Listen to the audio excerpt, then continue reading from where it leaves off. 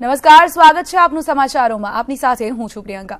નડિયાદના મંજુપુરા road પાસે આવેલી 100 મિલમાં ભીષણ આગ લાગી હતી। રાત્રે 3 વાગ્યાની આસપાસ આ ઘટના બની હતી।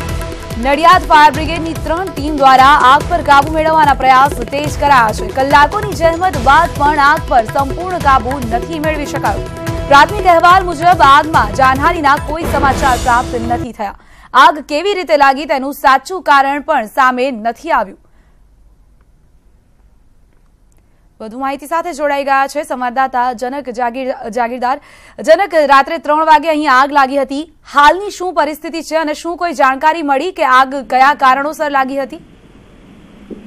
નડિયાદ મંજીપુરા રોડ પર એક લાકડાની બહુ મોટી સોમેલ આવેલી છે। ગત રાત્રે લગભગ 3.5 કલાકે આકસ્મિક સંજોગોના કારણે ભીષણ આગ લાગી હતી, જેની જાણ નડિયાદ પાલિકા સંચાલિત ફાયર બ્રિગેડને કરાઈ। 3 જેટલા ફાયર બ્રિગેડો હાલ આગ બુઝાવવામાં કામે લાગ્યા છે। હજી સુધી સફળતા મળી નથી। ચોક્કસ અમુક અંશે એને કાબુ મેળવવામાં સફળતા મળી છે, પણ સંપૂર્ણ સફળતા હજી પણ અડધો-પોણો કલાકના પ્રયાસ બાદ હાથ પર લાગશે તેવું ફાયર બ્રિગેડ સત્તાવાળાનું કહેવું છે।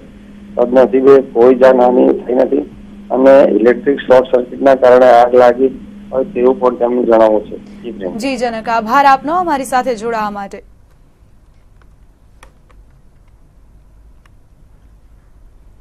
અને હવે વાત કરીએ 2019ના મહાભારતની। બનાસકાંઠા બેઠક પર ભાજપના ઉમેદવાર તરીકે પરબત પટેલની જાહેરાત થતા જ ઠાકોર સમાજમાં નારાજગીનો સૂર ઉઠ્યો છે।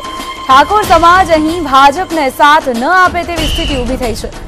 કેશાજી ઠાકોર અને પાટણના સાંસદ લીલાધર વાઘેલાએ બનાસકાંઠા બેઠક માટેની દાવેદારી નોંધાવી હતી। જોકે અહીં કોઈ ઠાકોર નેતાને ટિકિટ નહીં મળતા ઠાકોર સમાજમાં રોષની લાગણી છે।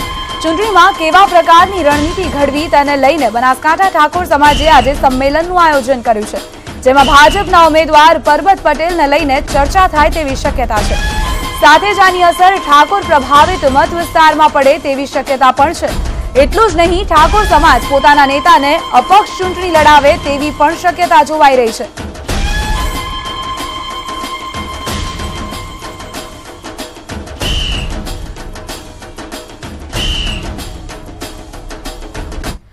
કોંગ્રેસે લોકસભાની ટિકિટ આપવાનો વાયદો પૂરો ન કરતા શ્યામજી ચૌહાણ પક્ષથી નારાજ છે। ગુરુવારે કોંગ્રેસમાંથી રાજીનામું આપવા જઈ રહેલા શ્યામજી ચૌહાણે કહ્યું કે મને કોંગ્રેસે અન્યાય કર્યો છે અને આ અન્યાય માટે તેમણે સૌરાષ્ટ્રમાં 5 બેઠકો ગુમાવવી પડશે। કોંગ્રેસે મને જે અન્યાય કર્યો છે, હું એટલા માટે કહું છું કે કોંગ્રેસે આ બેઠકે ગુમાવવી પડશે, કચ્છની બેઠક ગુમાવવી પડશે, જૂનાગઢની બેઠક ગુમાવવી પડશે, ભાવનગરની બેઠકે ગુમાવવી પડશે અને રાજકોટની લોકસભાની બેઠક પણ ગુમાવવી પડશે। તો સાહેબ સુરેન્દ્રનગરની બેઠક મને અન્યાય થવાથી સૌરાષ્ટ્રની 5 બેઠકો કોંગ્રેસ ગુમાવવાના છે। ગઈકાલે અમે ફેક્સ દ્વારા પ્રદેશ અને દિલ્હી કોંગ્રેસ કાર્યાલયે રાજીનામું આપી દેવા। તો અમરેલીમાં આજે પરેશ ધાનાણીના ગઢમાં ગાબડું પડશે। ફરી એકવાર અમરેલી પર આવશે આફત, કારણ કે પક્ષમાંથી સસ્પેન્ડ થયેલા દીપક માલાણી આજે ભાજપમાં જોડાય તેવી શક્યતાઓ સેવાઈ રહી છે। અમરેલી જિલ્લાના સહકારી ક્ષેત્રના એકમાત્ર કોંગ્રેસના નેતા દીપક માલાણી ભાજપનો ભગવો ધારણ કરીને કોંગ્રેસને ઝટકો આપશે। સાથે જ માલાણીના સમર્થકો પણ કોંગ્રેસને રામ રામ કરીને નેતા વિપક્ષ ધાનાણીના ગઢમાં ઝટકો આપે તેવી સ્થિતિ સર્જાઈ છે। માલાણીએ કહ્યું કે અત્યાર સુધી અમરેલીમાં કોંગ્રેસને સાયલેન્ટ ઝટકા મળતા હતા, પરંતુ હવેનો ઝટકો કોંગ્રેસને ધરાશાયી કરી દેશે। હવે આખરી નિર્ણય તો બધા મળે ત્યારે કેસરીઓ કે ધારણ થશે કે કેમ, એ તો આવતીકાલે બપોર સુધી રાહ જોવી પડે। સાયલેન્ટ ઝટકા તો કોંગ્રેસ અહીંયા બહુ જ ખમી રહી છે। સાયલેન્ટ ઝટકા અને કદાચ ધરાશાયી થાય એવો ઝટકો પણ મળે। લોકસભાની ચૂંટણીનું બ્યુગલ ફૂંકાઈ ચૂક્યું છે। ગુરુવારથી ઉમેદવારો પોતાની ઉમેદવારી પત્ર ભરવાનું શરૂ કરી દેશે, ત્યારે હજુ પણ ભાજપ અને કોંગ્રેસે ગુજરાતની તમામ બેઠકો માટે ઉમેદવારોના નામની ઘોષણા નથી કરી। ભાજપે અત્યાર સુધી 19 ઉમેદવારોના નામ જાહેર કર્યા છે, જ્યારે કોંગ્રેસે હજી સુધી માત્ર 6 જ ઉમેદવારોના નામ પર પસંદગી ઉતારી છે। ત્યારે ગુરુવારથી ઉમેદવારી પત્ર ભરવાની પ્રક્રિયા શરૂ થઈ જશે। હજુ સુધી બંને દિગ્ગજ પાર્ટીઓ પોતાના યોદ્ધાઓની પસંદગીની પ્રક્રિયામાં પડી છે। સમય વીતી રહ્યો છે, ચૂંટણીની તારીખો નજીક આવી રહી છે, ત્યારે હજુ સુધી ભાજપ અને કોંગ્રેસ ઉમેદવારોના નામ જાહેર કરવામાં કોની રાહ જોઈ રહ્યા છે તે હાલ સામે નથી આવ્યું। આ ઘટનાક્રમ વચ્ચે કોંગ્રેસની સ્થિતિ એક સાંધો ત્યાં 13 તૂટે જેવી છે। બનાસકાંઠા બેઠક પર ભાજપે પરબત પટેલને ઉતારતા હવે કોંગ્રેસ અવઢવમાં મુકાઈ ગઈ છે કે પરબત પટેલને ટક્કર આપે તેવા કયા નેતાને મેદાને ઉતારી શકાય। દિવસ રાતની બેઠકો અને ચર્ચાના દોર વચ્ચે કોંગ્રેસ કોને ટિકિટ આપે છે તે જોવું રહ્યું। ભાજપે તો પોતાના 19 યોદ્ધાઓને જાહેર કરી દીધા છે, પરંતુ કોંગ્રેસ એવી કઈ દ્વિધામાં છે કે બાકીના 20 ઉમેદવારોના નામને લઈને આટલું બધું ગહન મંથન કરવું પડી રહ્યું છે। એવા કયા પાસાઓ છે જેના કારણે કોંગ્રેસ મોવડી મંડળ હજુ પણ અવઢવમાં છે? અહીં ચર્ચાઓ એવી પણ છે કે ભાજપના 19 ઉમેદવારો સામે ફરી કોંગ્રેસને અસમંજસની સ્થિતિમાં મુકાવવું પડ્યું છે કે પછી જાતિગત સમીકરણોને ધ્યાનમાં લઈને કોંગ્રેસ અવઢવમાં મુકાયું છે કે પછી અન્ય કોઈ કારણ જ જવાબદાર છે?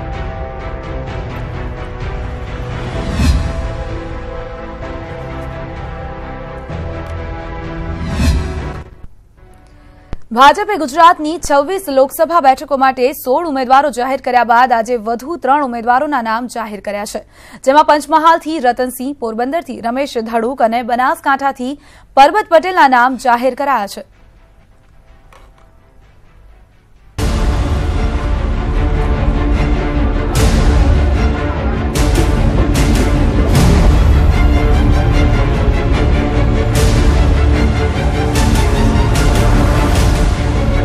ભાજપના વધુ 3 યોદ્ધાઓ જાહેર। બનાસકાંઠાથી પરબત પટેલ, પોરબંદરથી રમેશ ધડુક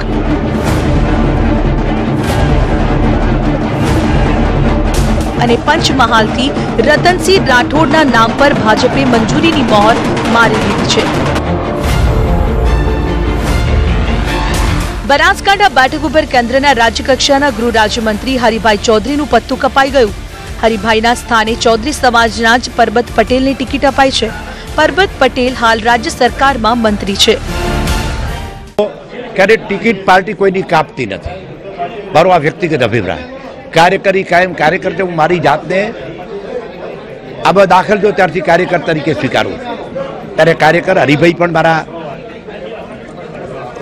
સન્માનનીય છે। જ્યારે હરિભાઈ ચૌધરીએ પણ પક્ષના નિર્ણયને આવકાર્યો છે। પરબતભાઈ મારા 34 વર્ષથી મિત્ર છે અને એક સરળ વ્યક્તિત્વ છે। હું પ્રદેશ નેતાગીરી અને રાષ્ટ્રીય નેતાગીરીનો ખૂબ ખૂબ આભાર માનું છું કે પરબતભાઈ જેવા સક્ષમ અને સરળ ઉમેદવાર મૂક્યા છે અને એમના સાથે હું રહી અને 100% એમને વિજય અપાવું છું। પોરબંદરથી હાલના સાંસદ વિઠ્ઠલ રાદડિયાની નાદુરસ્ત તબિયતના કારણે તેમને રિપીટ નથી કરાયા, જેમના સ્થાને ભાજપે રમેશ ધડુકને ટિકિટ આપી છે। કોઈ પણ કામો આ વિસ્તારના જે કંઈ હશે, હું રાજકારણમાં આમ તો સક્રિય જ હતો, માર્કેટિંગ યાર્ડનો ચેરમેન હતો, હમણાં ધાર્મિક કામમાં હતો, પણ હવે પાર્ટીએ મને આ જવાબદારી સોંપી છે તો આમાં પણ અમે ક્યાંય કટાશ રહેવા નહીં દે। બધી રીતે જે રીતે ખેડૂતોના પ્રશ્નો છે, બીજા માલધારીના પ્રશ્નો હોય, XYZ કોઈ પણ પ્રશ્ન હશે એના બધા પ્રશ્નોનો નિવાડો અમે લઈ આવશું અને સંગઠન અમારું મજબૂત રહેશે અને પોરબંદર જિલ્લામાં વધુમાં વધુ કામ થાય એવા અમારા પ્રયત્ન રહેશે। પંચમહાલથી હંમેશા ટિકિટની માંગ કરતા પ્રભાતસિંહ ચૌહાણનું પત્તું પાર્ટીએ કાપ્યું છે, જેમના સ્થાને ભાજપ આ વખતે રતનસિંહ રાઠોડનું નસીબ અજમાવશે। 23મી એપ્રિલ અને 23મી મે લગભગ હું માનું છું એમ મારા પ્રજાના મતના કારણોસર હું પોતે એમ માનું છું કે લગભગ આ ભારત દેશમાં 18 લોકસભાનું કમળ સૌપ્રથમ પહોંચશે એવું આશા વ્યક્ત કરું। ભાજપે અત્યાર સુધી 19 બેઠકો પર ઉમેદવારના નામની જાહેરાત કરી છે, જેમાંથી 5 સિટિંગ સાંસદોને રિપીટ નથી કરાયા। હવે ભાજપને આ નો રિપીટ થિયરી કેટલી ફળે છે તે તો પરિણામ જ કહેશે। Bureau report, news 18 Gujarati. ભાજપે અત્યાર સુધી ગુજરાતની 26 લોકસભા બેઠકો માટે 19 ઉમેદવારોના નામ જાહેર કર્યા છે, જેમાંથી ભાજપે 5 દિગ્ગજો અને સિટિંગ સાંસદોના પત્તા કાપ્યા છે, જેમાં LK અડવાણી, વિઠ્ઠલ રાદડિયા, પ્રભાતસિંહ ચૌહાણ, હરિભાઈ ચૌધરી અને દેવજી પટેપરાની ટિકિટ કાપવામાં આવી છે। LK અડવાણી ગાંધીનગર બેઠકથી સાંસદ છે, ભાજપે તેમને રિપીટ નથી કર્યા। પક્ષે વધુ ઉંમરનું કારણ આપ્યું છે, તો વિઠ્ઠલ રાદડિયા પોરબંદર બેઠકથી સાંસદ છે વિઠ્ઠલ રાદડિયાની તબિયત નાદુરસ્ત હોવાને કારણે તેમને રિપીટ નથી કરવામાં આવ્યા. તો પ્રભાતસિંહ ચૌહાણ પંચમહાલ બેઠકથી સાંસદ છે અને પક્ષે પ્રભાતસિંહને પડતા મૂક્યા છે. હંમેશા તેઓ વિવાદમાં રહ્યા છે. તેમણે પત્ની માટે કાલોલથી ટિકિટ માંગી હતી. હરિભાઈ ચૌધરીની વાત કરીએ તો બનાસકાંઠાના સાંસદ છે હરિભાઈ ચૌધરી અને તેમને પણ રિપીટ નથી કરવામાં આવ્યા. લાંચ કેસમાં તેમનું નામ સામે આવ્યું હતું. દેવજી ફતેપરા કે જેઓ સુરેન્દ્રનગર બેઠકથી સાંસદ છે તેમનું પણ પત્તું કપાઈ ગયું છે અને તેઓ પોતાનું પત્તું કપાતા નારાજ છે.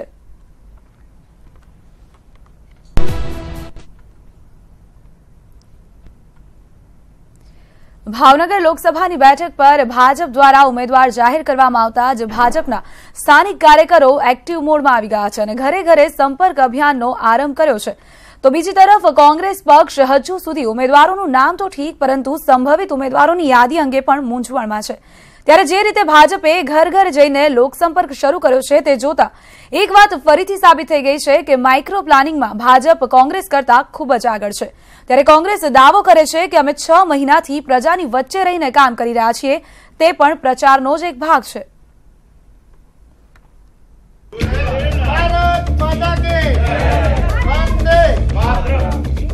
આ બે દ્રશ્યો છે જેમાં એક દ્રશ્યમાં ભાવનગર કે જ્યાં ભાજપના કાર્યકર્તાઓ ઘરે ઘરે જઈને ઉત્સાહપૂર્વક પ્રચાર કરીને વડાપ્રધાન નરેન્દ્ર મોદીના સ્ટીકર લગાવીને ભાજપ માટે મત માંગી રહ્યા છે.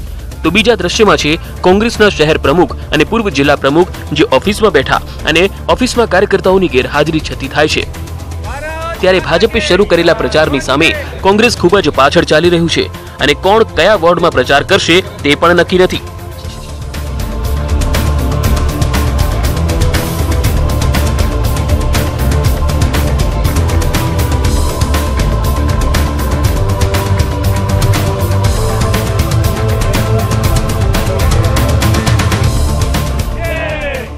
તો ભાજપ નેશનલ સિક્યુરિટી, મોદી સરકારની વિવિધ યોજનાઓ અને વિકાસના મુદ્દાઓને આધારે લોકો સુધી પહોંચી રહ્યા છે અને ખુદ ભાવનગરના મેયર કાર્યકર્તા તરીકે મેદાનમાં ઉતરી ગયા છે. 23-3 થી 30-3 સુધી ઘરે ઘર ચલો અભિયાન, ઘરે પત્રિકા પહોંચવાની, મતદારોને મળવાનું, સ્ટીકર પણ લગાડવાનું, મોદી સાહેબે જે કામગીરી કરી એની પણ માહિતી પણ આપવાની ને મતદારોને કોઈ નાની મોટી જે કાંઈ પ્રોબ્લેમ હોય એ જે જાણકારી મેળવવા પણ લોકોને અમે ત્યાં જવાથી લોકોને સંપૂર્ણ સંતોષ છે. તો કોંગ્રેસના શહેર પ્રમુખ કહે છે કે અમે પ્રચારની શરૂઆત તો કરી દીધી છે અને રાહુલ ગાંધી વડાપ્રધાન પદના ઉમેદવાર છે, જેથી ભલે ઉમેદવારની જાહેરાત ન થઈ હોય પણ અમે પક્ષના નિશાન પર પ્રચાર કરીશું.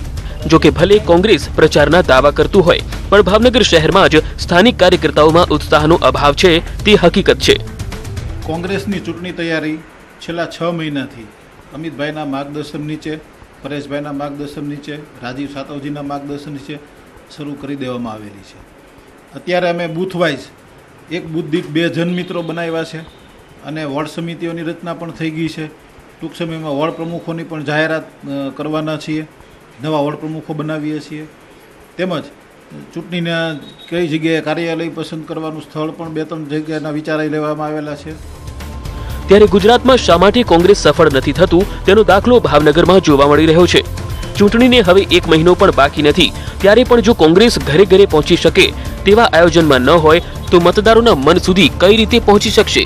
ભાવનગરમાં પ્રચારની સ્થિતિ બાદ કોંગ્રેસે ખરેખર મંથન કરવાની જરૂર છે તેમ નિષ્ણાતો માની રહ્યા છે.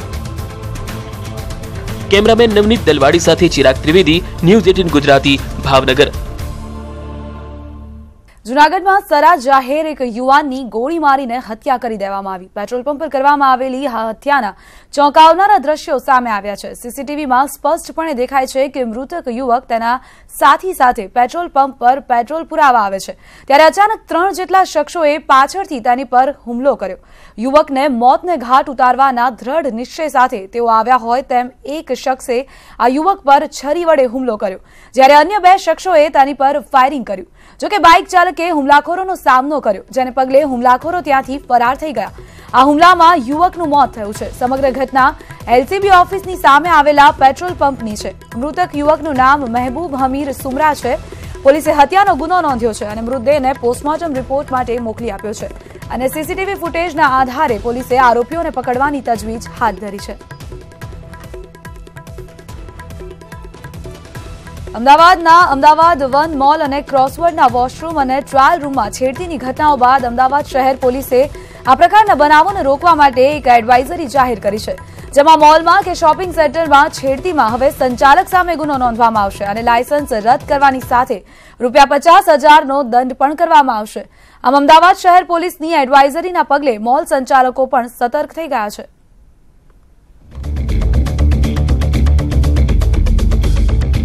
અમદાવાદના વસ્ત્રાપુરમાં આવેલા અમદાવાદ વન મોલમાં આવેલા જાણીતા શોરૂમના ટ્રાયલ રૂમમાં એક મહિલા સાથે છેડતીની ઘટના બની હતી.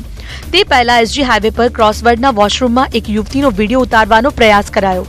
આ બંને ઘટનાઓને ખૂબ જ ગંભીર ગણીને અમદાવાદ શહેર પોલીસ કમિશનર AK સિંઘે એક એડવાઇઝરી બહાર પાડી, જેમાં આ પ્રકારની ઘટનાઓને રોકવા માટેના સૂચનો આપવામાં આવ્યા. તો શોરૂમ, મોલ કે શોપના માલિકો અને સંચાલકોને પણ તકેદારી રાખવાની રહેશે અને જો ઘટના બનશે તો તેમની સામે પણ ગુનો નોંધીને કાર્યવાહી કરવામાં આવશે, જેમાં શોરૂમનું લાયસન્સ રદ કરાશે અને દંડ પણ કરવામાં આવશે. વર્ક પ્લેસીસમાં જે મહિલાઓ ત્યાં કામ કરે છે, આ ઉપરાંત જે મહિલાઓ આવી જગ્યાઓની મુલાકાત લેતી હોય એના પ્રતિ પણ આ સંચાલકોની જવાબદારી હોય છે અને આ કાયદા એક કાનૂની જે ક્રિમિનલ લો છે એના ઉપરાંત એક સિવિલ રેમેડી પણ આપે છે. પોલીસે એક્શન મોડમાં આવ્યા બાદ તુરંત જ અમદાવાદ વન મોલમાં આવેલી શોપ અને ક્રોસવર્ડને સીલ કરી દેવામાં આવ્યા છે અને પોલીસે તપાસ દરમિયાન એવી પણ ચોંકાવનારી વિગતો બહાર આવી કે ટ્રાયલ રૂમમાં અને વોશરૂમમાં પૂરતી સુરક્ષાની વ્યવસ્થા જ નહોતી. જેન્ટ્સ લેડીઝ ટોયલેટ વચ્ચે અંતર પણ નહોતું, તો વોશરૂમ અને ટ્રાયલ રૂમના દરવાજા ઉપર અને નીચેથી ખુલ્લા જોવા મળ્યા, જેના કારણે જાતીય સતામણીના બનાવો બન્યા હતા. ખાસ કરીને જે આ જગ્યાઓ છે, જગ્યાએ જે વોશરૂમ બનાવવામાં આવેલા છે એ વોશરૂમમાં ઉપરથી પણ ખુલ્લું હોય છે અને અમુક જગ્યાએ નીચેથી પણ જે ખુલ્લા રાખવામાં આવેલા છે, જેનાથી કોઈ પણ મહિલા દીકરી એ વોશરૂમ ગયેલા હોય અને ત્યાં નજીકમાં જ પુરુષના પણ વોશરૂમ રાખવામાં આવેલા હોય છે, તો એમાં આ ટાઈપના બનાવો બને છે. તો પહેલાં તો બંને વોશરૂમ છે એ ટૂંકમાં સેપરેટ હોવા જોઈએ. ત્યારે અમદાવાદ શહેર પોલીસ કમિશનરે શહેરના તમામ પોલીસ સ્ટેશનોના સ્ટાફને તેમની હદમાં આવેલા મોલ, શોપિંગ સેન્ટર અને શોપમાં તપાસ કરવાના આદેશ આપ્યા છે. જો તપાસ દરમિયાન કોઈ ક્ષતિ જણાય તો કાયદેસરની કાર્યવાહી કરવાની સૂચના આપી છે. સાથોસાથ મોલના સંચાલકોને પણ તાકીદ કરવામાં આવી છે. હરમેશ સુખડિયા, ન્યૂઝ 18 ગુજરાતી, અમદાવાદ. મહત્વના સમાચાર. જમ્મુ કાશ્મીરમાં સેના અને આતંકીઓ વચ્ચે અથડામણ સર્જાઈ. કેલાર વિસ્તારમાં સેનાએ આતંકીઓને ઘેર્યા છે. સેના, CRPF અને જમ્મુ પોલીસનું સંયુક્ત ઓપરેશન હાથ ધરવામાં આવ્યું છે. બુલેટિનમાં અત્યારે બસ આટલું જ. વધુ સમાચારો અને અપડેટ્સ માટે આપ જોડાયેલા રહો ન્યૂઝ 18 ગુજરાતી સાથે. રજા આપશો. નમસ્કાર.